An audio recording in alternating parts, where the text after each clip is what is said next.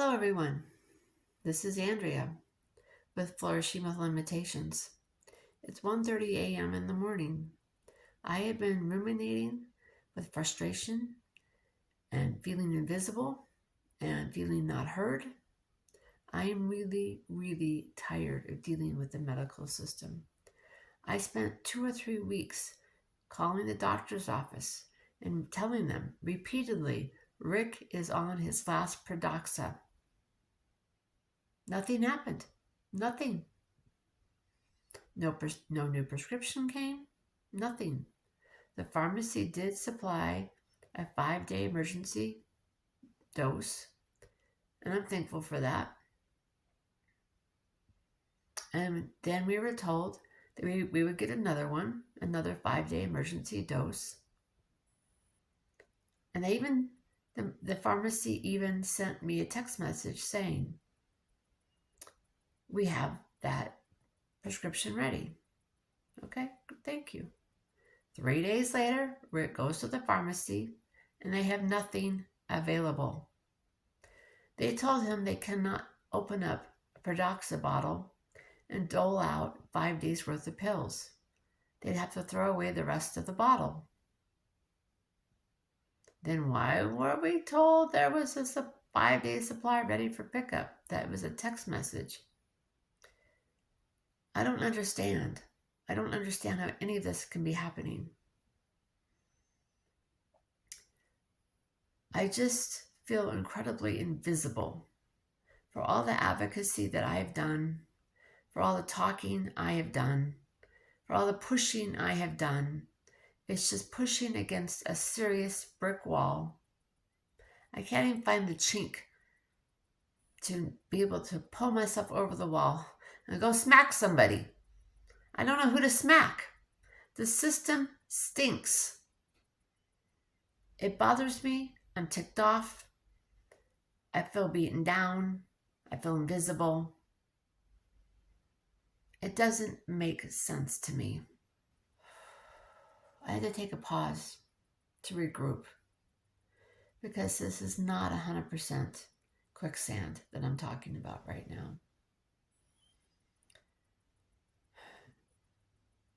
When Rick went to the pharmacy for the second time and he was told that the 5-day supply was not available, I actually texted one of my friends who is a pharmacist, and I told her that he actually had some Eliquis left over.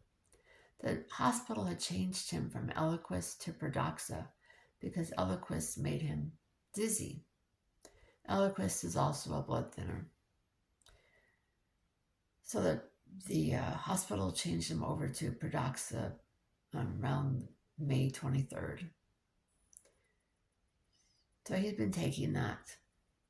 So when I told my friend who's a pharmacist that thought he could survive on Eliquis for a couple of weeks, she's like, oh no. He had a stroke, a valid stroke, the one that made him visually impaired while he was on Eliquis. Boy, I can't even say the word. While he was on Eliquis. And we did not know when the mail-in express scripts was going to show up with the pills. We had like 2 or 3 days before they were supposed to show up. And I didn't think 3 days without any pills would work. And I wanted her professional opinion of what was the best thing to do. Bless her heart. She went down to the pharmacy and bought the pills for Rick and drove them to his house. I was there when she got there. She wanted to make sure that a man whom she'd only met a few times would be okay.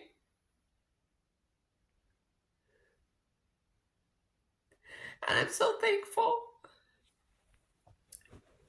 I'm so thankful that She understood the gravity of the situation. And I believe by her coming forth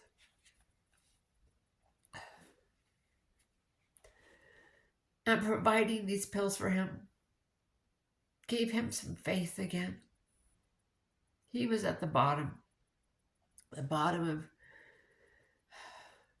like, why even bother? He even said to me, maybe it's time for me just to leave this earth. Too many things are going wrong. And there will be a day when Rick does leave this earth. That's true. And his body will give out. I know that's going to happen. But I don't think it's time yet. I'm actually cat sitting and house sitting for a friend of mine whose mom passed away. And my friend is in California this weekend for the memorial service. Today is Thursday, July 2nd. So here's the cat. This is Sam.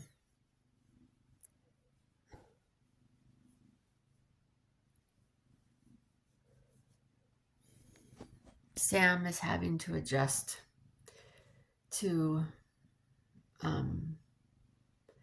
living here. And this cat's going through some grieving process because he got moved here week and a half ago. So here I have a cat grieving. I have me grieving. Even though I don't really think Rick's going to die in the near future, since he has lost part of his vision and we don't know if it's going to come back or not.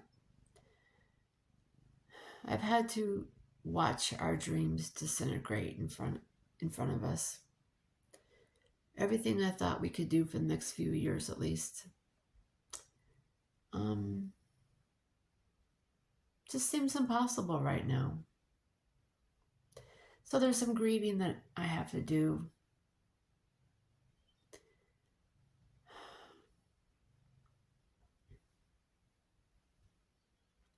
So even through the heartache, there are good things happening.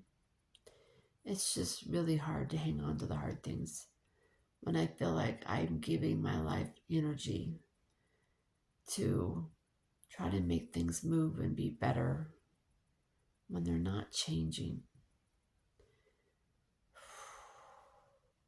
So I'm slowly having to readjust how I view my life with Rick and how things are going to have to be different. Instead of camping for days at a time, we'll just have to do day trips. So I'm going to sign off now. I'm going to see if I can go to sleep.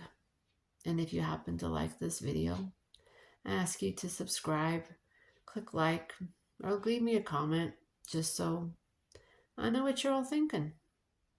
So until next time, love to you all.